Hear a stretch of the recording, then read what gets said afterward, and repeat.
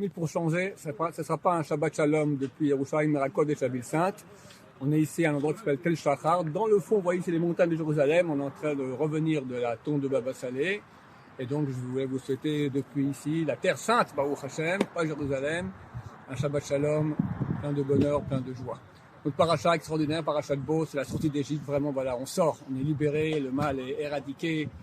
Moshe Rabbeinu sort à la tête du peuple d'Israël. Et Baruch Hashem, nous devons un peuple libre. Tout le monde sait qu'on mange les matzot à Pessah pour fêter cet événement. Pourquoi les matzot? Parce que les Béné Israël n'ont pas eu le temps de faire monter la pâte.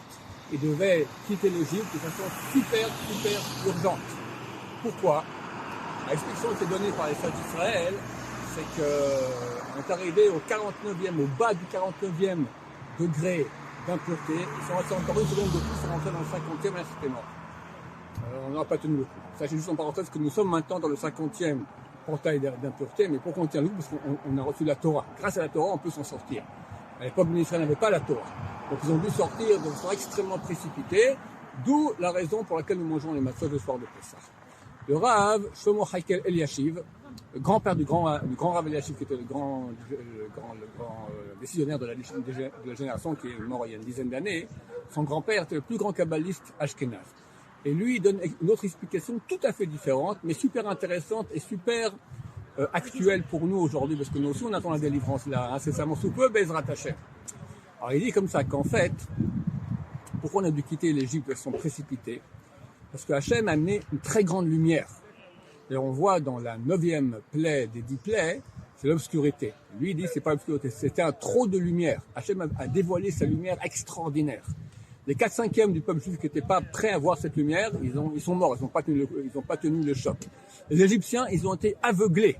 Et donc, quand on parle de la plaie des ténèbres, c'était pas les ténèbres, c'était un 20 000 watts de lumière de projecteur dans les yeux. On voit tout noir, c'était complètement aveuglé. C'était un trop de lumière. Et pourquoi est-ce que les Israéliens ont dû quitter de façon extrêmement précipitée la terre d'Israël? Parce que si Dieu continuait son dévoilement de lumière encore un tout petit peu, le mal était éradiqué pour toujours, terminé. Et Hachem n'a pas voulu. Hachem a voulu que le mal reste dans le monde pour qu'il y ait encore l'histoire, qu'on ait encore le libre arbitre, on choisir entre le bien et le mal, etc. Donc il a voulu préserver que le mal subsiste, donc on a dû quitter très rapidement l'Égypte. En quoi ça nous concerne, chers amis? Vous savez que nous pensons, c'est marqué que Mashiach vient en sortant de cette année, nous sommes dans la 7e année, en sortant de cette année, nous sommes actuellement. J'espère que Mashiach vient, j'ai fait un cours dernièrement, vous l'avez sûrement vu déjà cette semaine sur comment la droite est en train de détruire les forces du mal, de la gauche, etc. On espère que c'est vraiment la fin. Il faut savoir que très bientôt, Dieu va amener un dévoilement de lumière extraordinaire. Mais il faut être prêt. 4/5 de nos frères en Égypte n'ont pas tenu le coup. Ils sont morts, d'accord?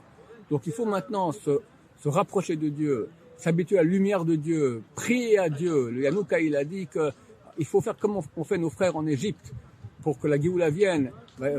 Ils ont hurlé, ils ont crié à Dieu, amène la Géoula, on n'en peut plus. On doit crier, on doit supplier Hachem qui amène la Géoula et penser à lui, se brancher avec lui, avoir du bitachon en lui, de la confiance en lui, se brancher avec Hachem de façon très grande. Et là, quand la lumière viendra, alors c'est écrit dans la dernière prophétie de toutes les prophéties, c'est Malachi, le prophète Malachi, chapitre 3, c'est marqué que Dieu amènera un soleil brillant, une lumière spirituelle.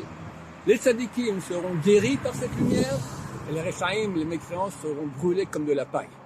Alors, chers amis, faisons partie des tzadikim, renforçons-nous pour recevoir cette lumière qui va nous guérir. Aujourd'hui, tout le monde souffre, tous les tzadikim souffrent. C'est bon signe, c'est la fin. Ça me fait Mashiach, les douleurs d'enfantement du Messie. Très bientôt, Bezrat Hashem, on aura la grande lumière d'Hachem qui va se dévoiler et enfin on pourra s'unir à lui dans la joie et le bonheur. Amen, amen. Je vous souhaite à tous un Shabbat Shalom plein de bonheur, plein de sainteté, plein de présence divine dans vos maisons, plein de tchouva. Shabbat Shalom, on vous Avec la foi de tous les malades. Amen.